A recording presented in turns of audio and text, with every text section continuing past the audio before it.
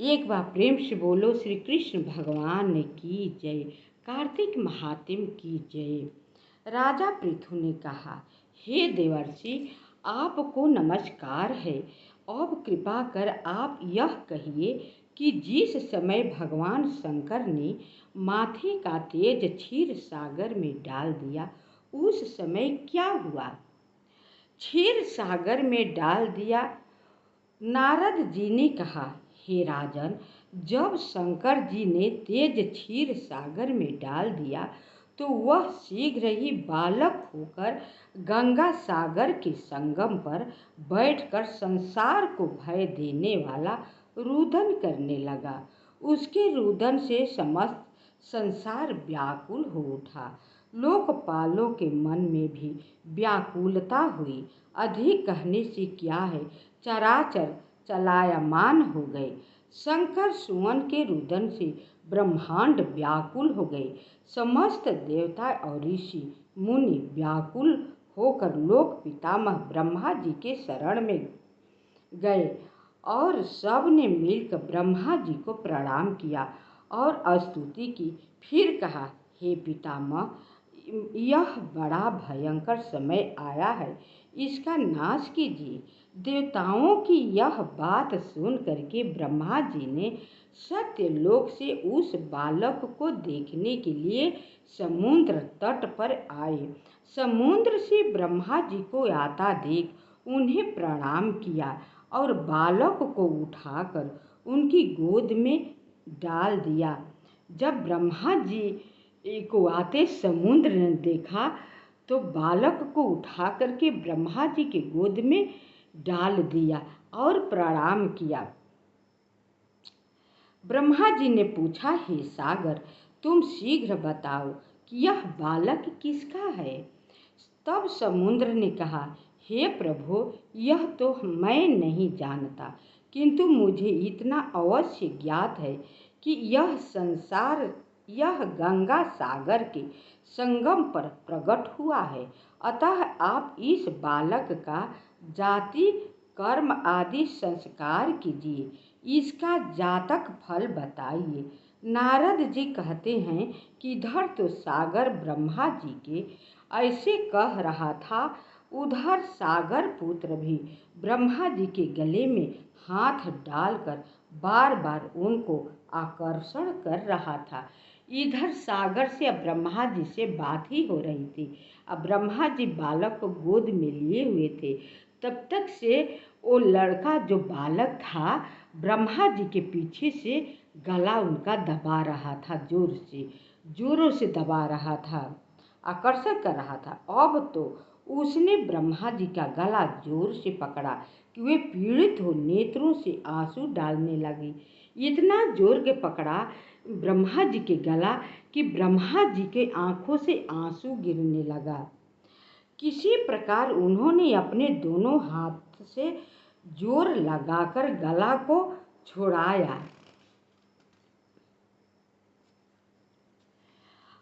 और सागर से कहा, सुनो, मैं तुम्हारे पुत्र का जातक फल कहता हूँ। मेरी आँखों से जो जल निकलता है इस कारण इसका नाम जलंधर होगा। अब नारद जी बताते हैं, सागर से कहते हैं कि सुनो, यह बालक जो मेरा गला दबाया है, इसके दबाने की वजह से मेरी आँखों से जो जल निकला है इसका नाम जलंधर मैं नाम रख देता हूँ। यह पैदा होने के साथ ही तरुण हो गया है। कहने का मतलब ये है कि पैदा होते ही जवान हो गया है, तरुण हो गया है।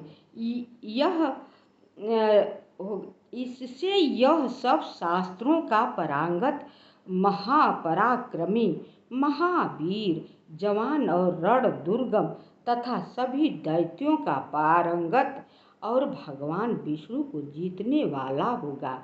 यह कहीं भी नहीं हारेगा। एक भगवान शंकर को छोड़कर सबसे अवस्थ होगा। जहाँ से यह उत्पन्न हुआ है फिर वही जाएगा। इसकी पत्नी बड़ी पतिव्रता, सौभाग्यशाली, सर्वांग सुंदरी, परम मनोहर, मृदु भाषणी तथा शील की सागर होगी। नारद जी ने कहा, हे राजन, सागर से यह कहकर ब्रह्मा जी ने शुक्राचार्य को बुलाकर बालक का राज्याभिषेक कराया। फिर अंतर्ध्यान हो गए। अब तो उस बालक को देख सागर बहुत प्रसन्न हुआ और कितने ही उपाय से उसका पालन करके बड़ा किया। सागर क्यों न खुश होगा। बिना सस्ते में इतना बलवान लड़का मिल गया सागर पुत्र को, और इतनी पतिव्रता नारी से उसकी शादी होगी, उसे कोई हराने वाला रहेगा नहीं। विष्णु भगवान भी परास्त हो जाएंगे। हारेगा तो शंकर जी से ही हारेगा, तो खुश क्यों न होगा। उसका पालन करके बड़ा किया। फिर कालनेम नामक असुर को बुला उसकी वृंदा नाम की पुत्री से उसका विवाह करा दिया। अब शुक्राचार्य के प्रभाव से दैत्यों पर राज्य करने लगा। तुलसी कालनेम नामक असुर को बुलाकर, कालनेम नामक तुलसी का पिता था, तुलसी के पिता का नाम था कालनेम। असुर को बुलाकर उसकी वृंदा, तुलसी के नाम था वृंदा नाम की पुत्री से उसका विवाह करा दिया। और शुक्राचार्य के प्रभाव से वह दैत्यों पर राज करने लगा। और शुक्राचार्य भी राज्याभिषेक कर ही दिए थे, शादी हो गया। अब पूरे राक्षसों पर, असुरों पर राज्य करने लगा। एक बार प्रेम से बोलो कार्तिक महात्म्य की जय। देखिए, कार्तिक महात्म्य ऐसी कथा है, इसमें केवल भगवान की कथा कही गई है। इसलिए मनुष्य को कम से कम कुछ नहीं तो भगवान को कथा अवश्य सुननी चाहिए। कार्तिक महात्म्य ही न सही, कम से कम किसी न किसी तरह भगवान को कथा तो कानों में जाएगा। कथा तो कान में जाएगा तो बहुत कुछ बिगड़ा हुआ बन जाएगा। इसलिए आप सबसे निवेदन करके कहती हूँ कि प्रतिदिन सुबह सुबह आप सब वीडियो खोल करके कथा को सुना कीजिए। जितना ही आप सब सुनेंगे उतने ही आप सबका पुण्य के भागीदारी होंगे। तो ये कथा हमने समाप्त कर दिया। अब 11वां कथा में बतलाएंगे कि तुलसी वृंदा कितनी पतिव्रता थी।